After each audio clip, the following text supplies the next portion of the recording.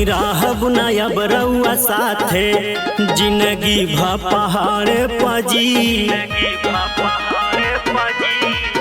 स्वामी राहब नायब रउआ साथे जिंदगी भा पहाड़ पजी। रउआ का रहिला उतारू दम गाजा के मारे पजी। देत बानी वार्निंग छोड़ दिहिला बात नहीं मानब त हो जाई गलत नहीं हर चल जाइब हम।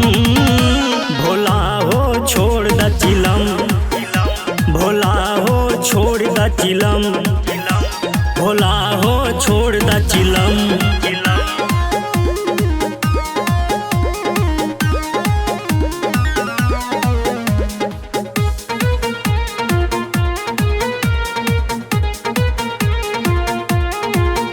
हटकटा जवन कुल दहिया बा भोला दुबरा जाई हो।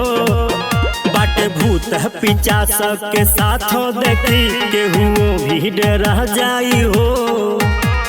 भंगिया धतुर थक जाइला रगड़ के कवनो फिकीर रउआ बाटे ना में हार के। फूटल बा हमरो करम भोला हो छोड़ द चिलम, भोला हो छोड़ द चिलम, भोला हो छोड़ द चिलम।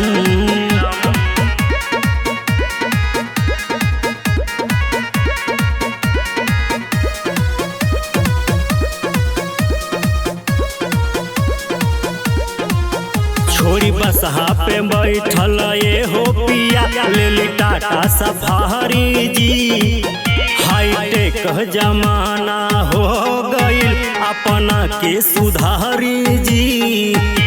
रहुआ तो नशा भी न मिले नहीं पावर देखी सुनील लेके आईने कांधे कावर। बोला तो बट बोल बम भोला हो छोड़ द चिलम, भोला हो छोड़ द चिलम, भोला हो छोड़ द चिलम। मान जाई।